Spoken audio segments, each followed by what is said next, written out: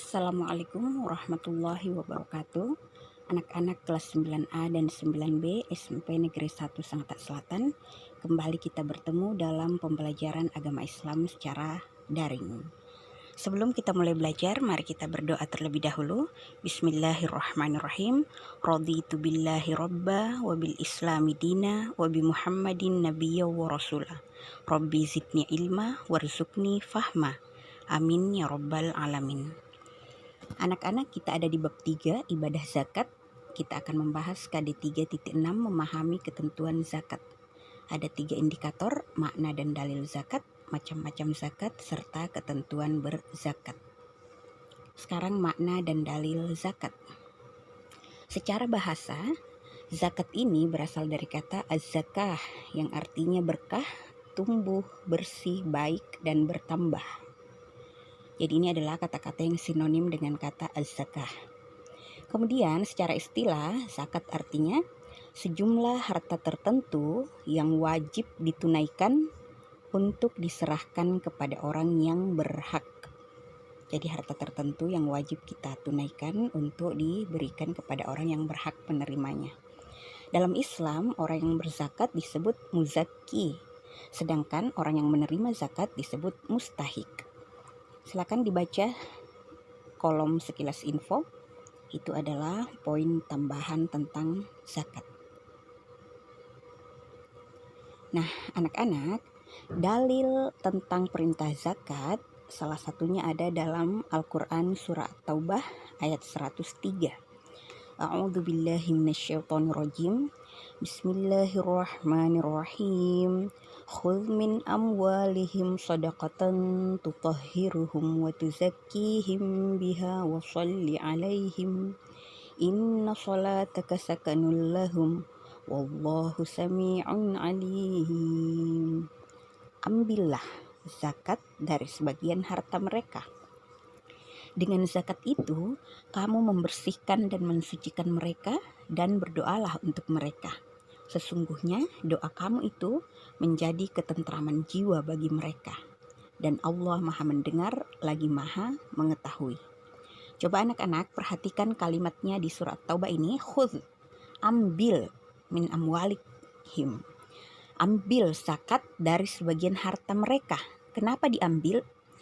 Zakat ini adalah kewajiban setiap muslim kalau dia sudah memenuhi syarat. Tapi kalau dia tidak mau, maka boleh diambil secara paksa.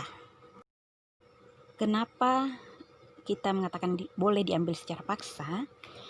Karena zakat ini adalah kewajiban bagi muslim yang sudah memenuhi syarat, ya. Pada zaman kekhalifahan dulu, Khalifah Umar itu memerangi orang-orang yang tidak mau membayar zakat. Nah, kalau sekarang kan sudah barbar kali ya kalau diperangi ya. Lanjut, sekarang macam-macam zakat.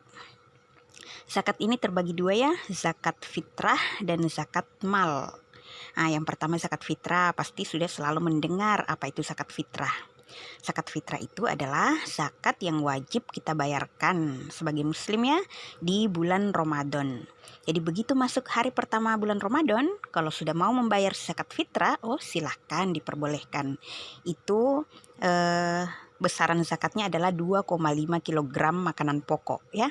Jadi kalau di Indonesia berarti 2,5 kilo beras. Nah, yang wajib kita zakatkan.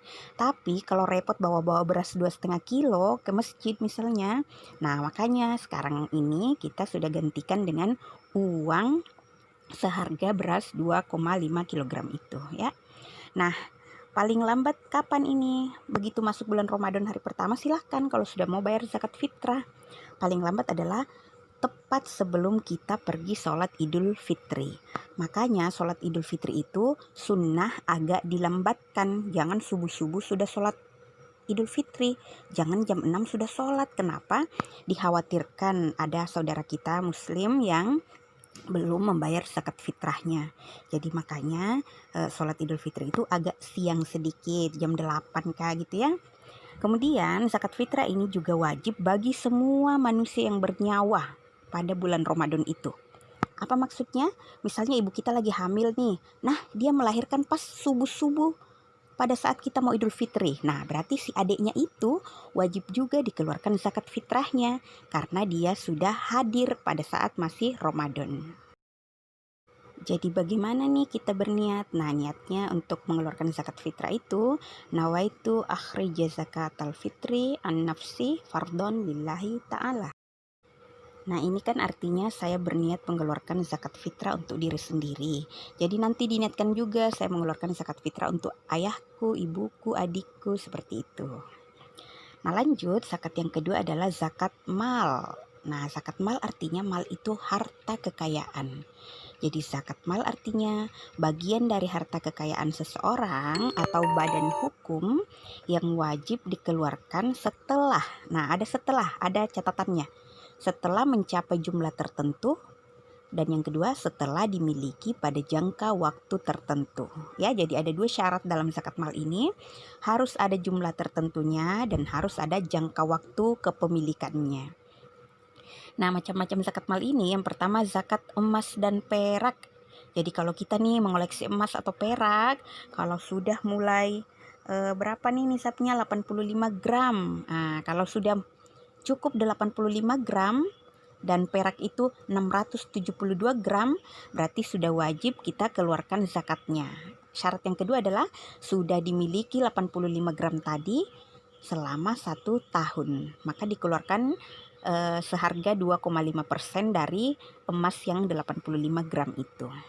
Oke. Lanjut, zakat perniagaan disebut juga zakat at-tijarah. Ini perniagaan meliputi perdagangan, industri, pariwisata, jasa, perumahan, dan semua usaha-usaha ya. Jadi nisabnya sama dengan yang tadi emas 85 gram. Jadi kalau sudah 1 tahun kita menjalankan perniagaan itu, kemudian kita sudah memiliki harta kekayaan sebanyak uang seharga 85 gram emas, nah itu dikeluarkan 2,5%. Lanjut yang ketiga, zakat hewan ternak. Disebut juga zakat al-an'am ya. Nah, hewan ternak ini besarannya tergantung hewannya berapa ekor dan sudah berapa tahun kita miliki ya. Nah, ini coba ada 2 tabel untuk kambing dan sapi. Jadi kalau sudah memiliki 40 ekor kambing, maka kita harus keluarkan 1 ekor kambing betina ya. Sampai 120 ya. Jadi kalau sudah 121 kambing kita nih, baru dikeluarkan 2 ekor betina ya. Kalau sudah 201 sampai 300 baru mengeluarkan 3 ekor kambing betina. Nah, keterangannya tuh ada rumusnya, setiap bertambah 100 ekor ditambah lagi 1 ekor yang dikeluarkan untuk zakatnya. Nah, sekarang coba diperhatikan sendiri tabel untuk nisab sapi. Nah, lanjut ya, zakat barang temuan atau ar-rikaz.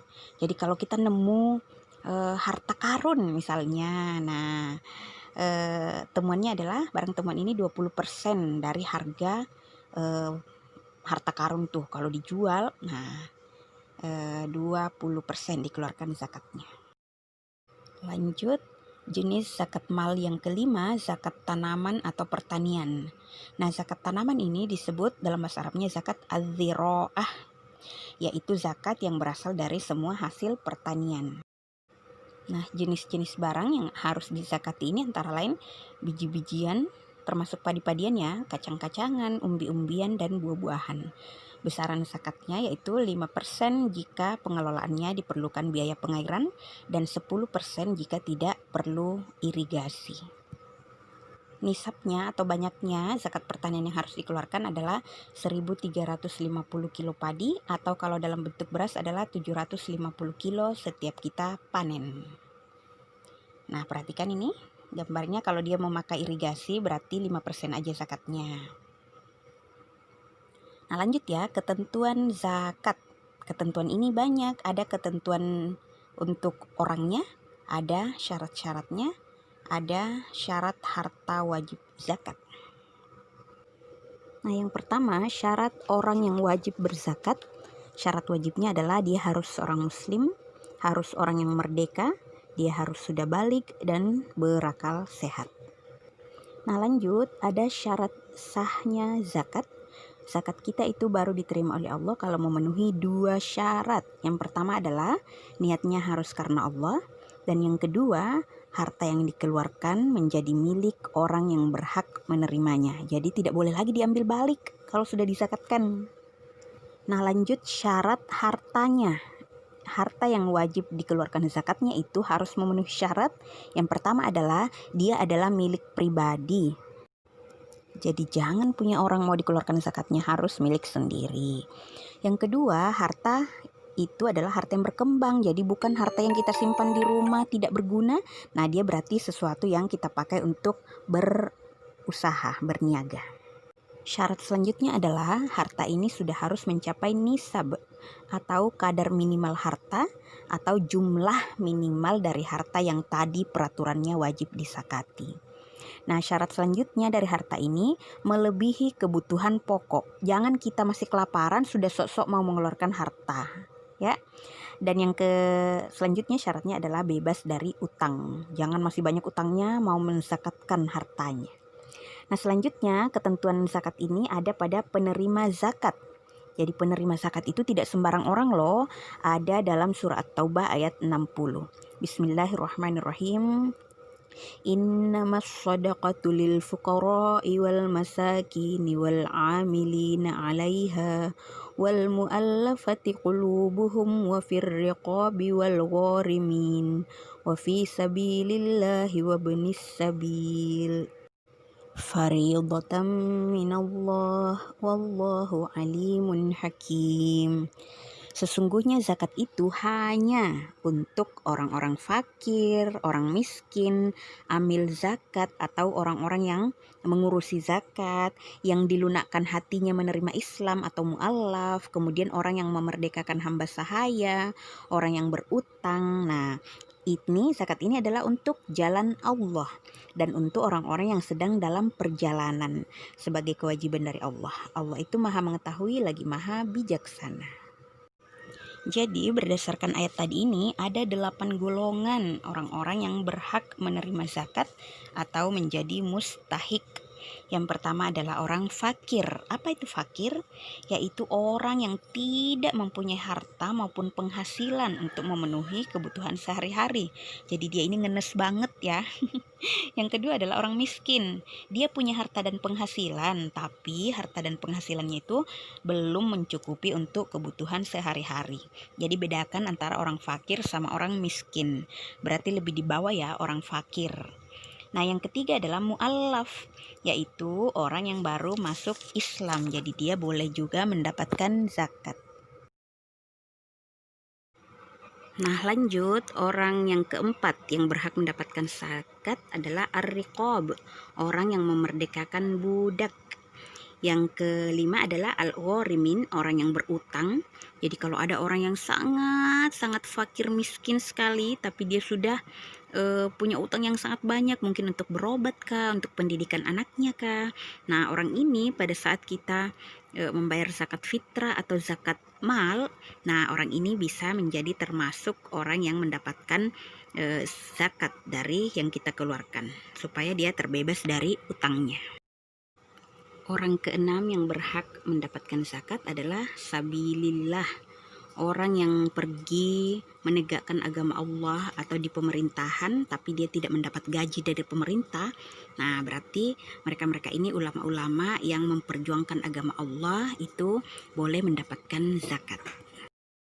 Yang selanjutnya yang boleh mendapatkan zakat adalah ibnu sabil, yaitu para musafir yang pergi untuk berdakwah kah atau menuntut ilmu, boleh mendapatkan zakat. Nah, yang terakhir, orang yang boleh mendapatkan zakat adalah amil zakat, yaitu orang-orang yang mengurusi zakat. Apakah dia orang yang mengumpulkan, membukukan, menulis zakat, memelihara, lalu mendistribusikan zakat kepada yang berhak menerimanya. Nah, mereka ini juga termasuk orang-orang yang berhak mendapatkan bagian dari zakat tersebut. Nah, alhamdulillah anak-anak, demikianlah ya materi tentang ibadah zakat kali ini. Pertemuan berikutnya kita akan membahas masih tentang zakat, yaitu tata cara pelaksanaan zakat dan hikmah zakat. Jadi marilah kita tutup pembelajaran hari ini dengan ucapan alhamdulillahirobbilalamin. Assalamualaikum warahmatullahi wabarakatuh.